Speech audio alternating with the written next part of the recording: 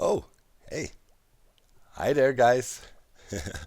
It's Doc, and it's time for another, little quick tips tutorial. I kind of feel, as I'm playing a lot of survival Minecraft lately on the Hermitcraft server and discover little quirks and tricks along the way, I feel it's good to have them separated from the Hermitcraft episodes as well, for people to look up later. If they kind of want to see an idea again, it's always hard to find these sometimes in these lengthy episodes. So I'm really trying to do some quick bits, the fish farm, floating water column signs, things I plan or already use in the Hermitcraft series and other things I play with Minecraft, survival. So, we all have a love for these new water elevators, right? Simple to make. Some tech players don't like them too much. They almost say, hey, this one block solution. We had way cooler things before, but you gotta cater to all crowds playing the game, and these water elevators are gonna be vastly popular, of course. So everybody wants to build them, including me. And on the Hermitcraft server, I made this trident farm up in the sky, 190 blocks up, and I thought a good way to test out how good these elevators are. So I made one 190 blocks tall, and I thought I'm really smart. I'm gonna save me a ton of work because typically you would make these elevators one by one, right? And that is, you want to have a slim solution that doesn't take so much space.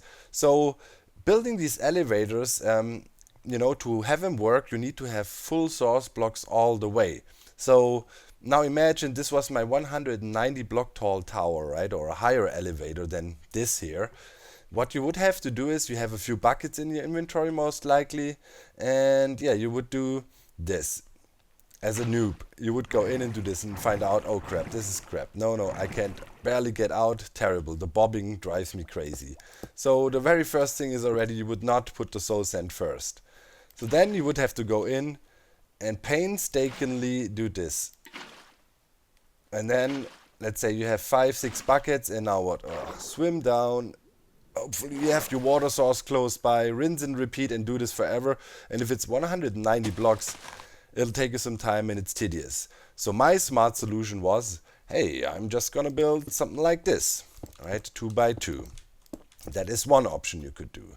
Then you create an infinite source, and then you pretty much just stack your way up like this and go down, pick another water source from here because it's infinite now, and then you do this and then swim up a bit, do this, and then you work your way up, and in the end you put your soul sand in.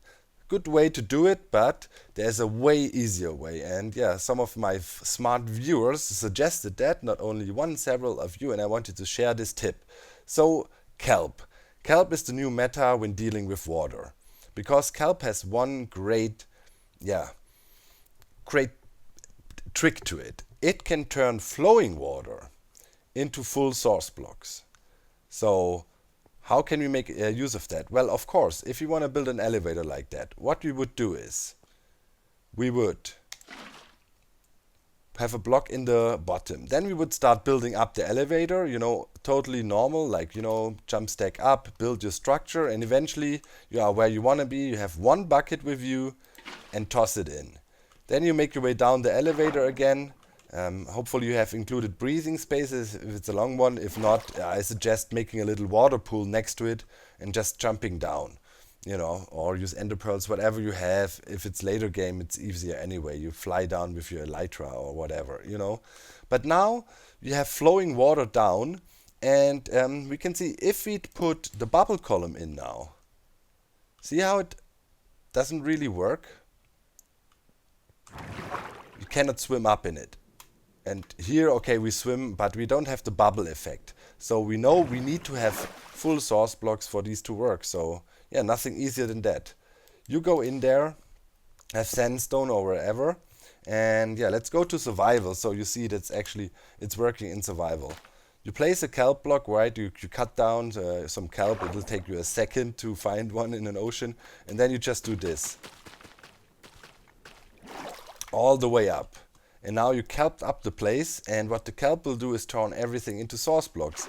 Now you simply swim down again, very easy, break out the lowest piece of the kelp, and yeah, now we can go back to creative for the building part of this tutorial, put that back in, and boom, bubble column all the way up. Now let's walk in. As you can see, now the elevator works. So yeah, this is the way to do it when it comes to elevators like that. You know, just use this trick, as simple as can be.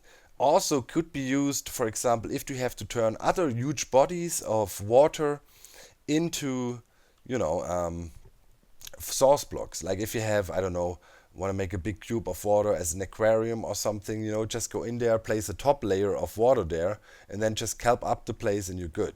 You'll make source blocks all the way. So yeah, that's a little trick here for these water elevators, and yeah, I think it's a useful building trick, will save you a lot of work. I hope you find the trick useful. Feel free to share other little hints and tricks you maybe found out, you know, in Minecraft 1.13 that you could share. I will make sure to read through the comments as usual, and yeah, thank you so much for watching. I'm out. Bye guys.